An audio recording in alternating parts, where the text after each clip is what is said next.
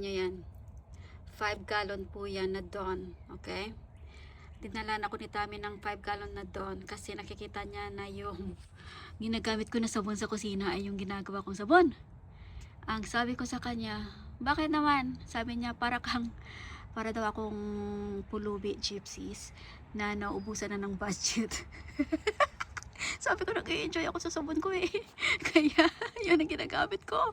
So, dinala niya ako nito ng 5 gallon para daw ito ang gagamitin ko. Okay guys, alam niyo alas 3 na ng hapon. So, kailangan ko mag-vlog. Kasi, ay nako po. Eto, so, anong pangyayari ngayong araw na to? O yan, dito tayo kasi sa taas. Si Tommy ang lakas ng volume, nanonood ng news about Iran. Nako po. Ayun guys, so natawa ako sa kanya kasi umuwi siya, may dala siyang 5 gallon bucket na Dawn. Sabi ko sa kanya, anong gagawin mo dyan? Sabi niya sa akin, para na mayroon ka ng unlimited supply panghugas mo ng plato. So tawa ko ng tawa. Sabi ko, bakit naman? Sabi niya kasi, nakikita daw niya ako nagaganon-ganon sa aking soap dish. Nagaganon-ganon ako. Sabi ko, nag-i-enjoy ako eh. Sabi niya, ayaw niyang gamitin yung sabon ko kasi nga, di ba yung brush? Kunin ko nga yung brush ko.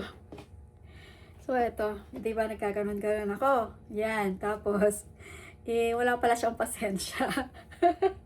Wala siyang pasensya gamit to. So, kaya siya nagdala ng 5 gallon bucket na doon. Kasi sabi niya, ayan, for life na daw na supply namin yun. Sabi ko, nag-i-enjoy ako dito eh. Sabi niya, para lang sa'yo yan, sa amin, hindi pwede. Kasi nga gusto niya yung parang squeeze, then gano'n na lang. Sabi ko, pwede naman yung sponge. Meron sponge, gano'n. So, sabi niya, hanggang daw sa matuto sila. Kaya yung back up daw yung doon ko. Talaga naman ito. Tawa ako sa kanya.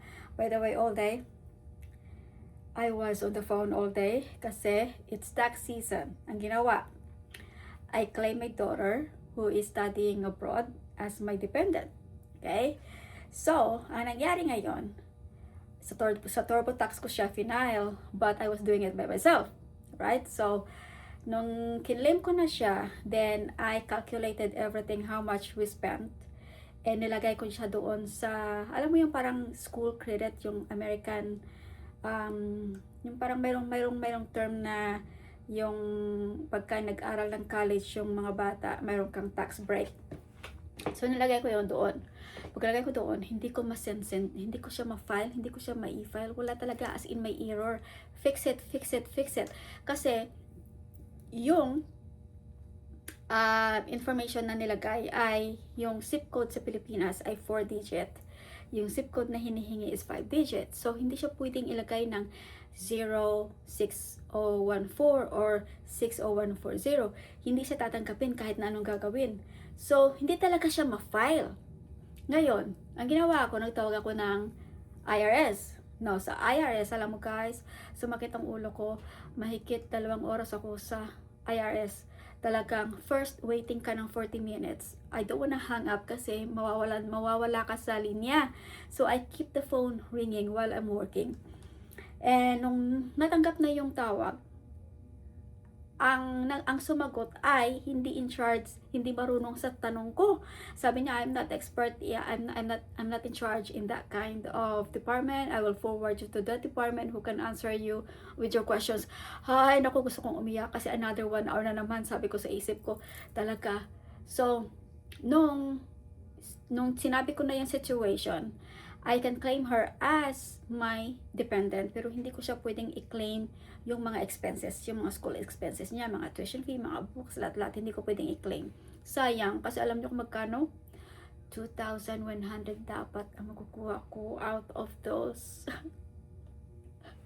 So, it's okay. Sabi ko na, yung as a dependent, I get 500, pero sa kanyang, as her going to the school, $58.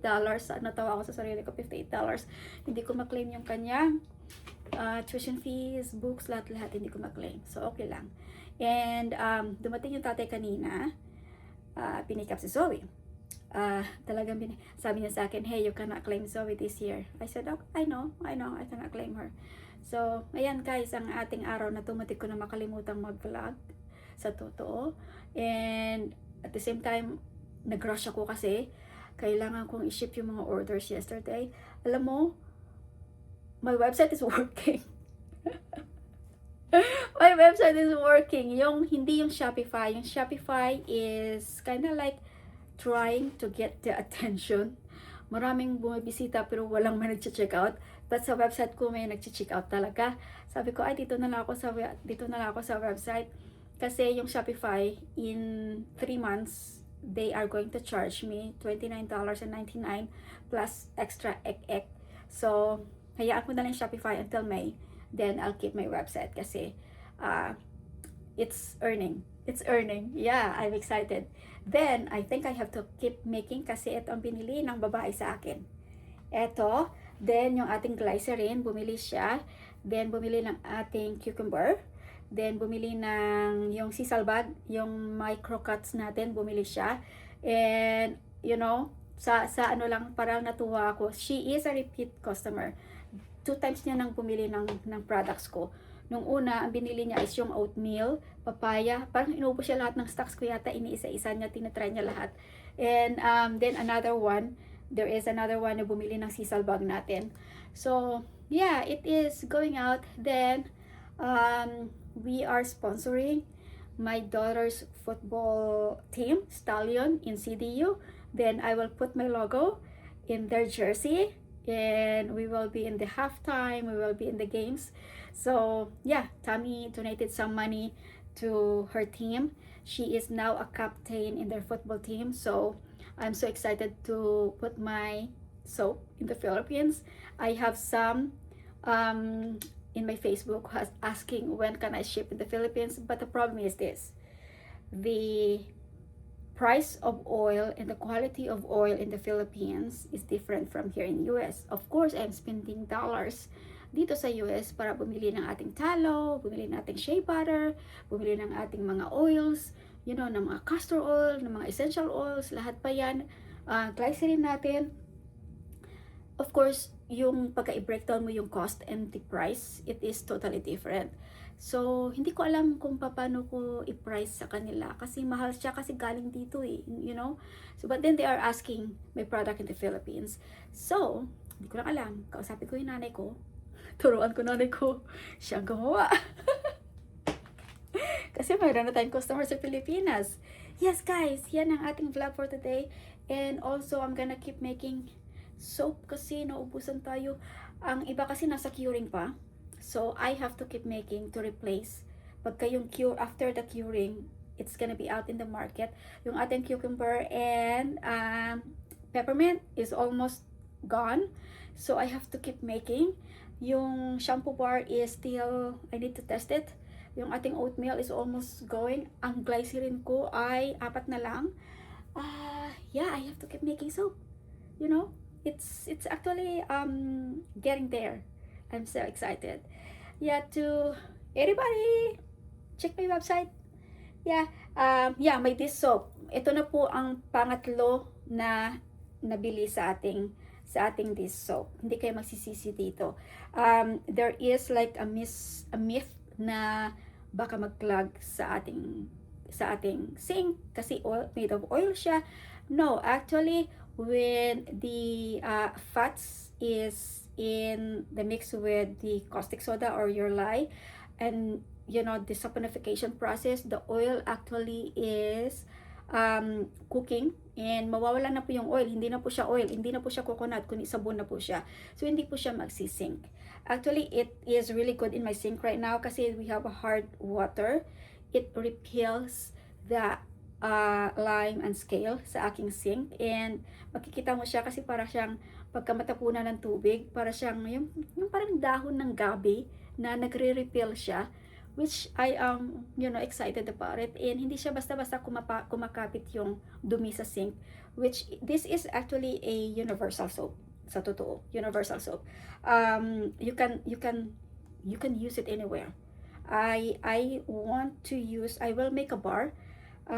Tingnan natin kung pwede ko siyang isabon sa damit o isabon sa mga rags, ganyan. But if you have like pots na na hindi siya gustong gamitan nito, just the bar itself, ikudkod mo lang siya, ganon. It is different from the soap that you buy in the market, in the supermarket, na magkukulik ka ng tubig sa sink, then magbabubble siya. It's different kasi it really reacts in the water, but hindi po siya tuloy-tuloy yung bubble sa inyong sink kasi it is made of 100% super fats. Yes.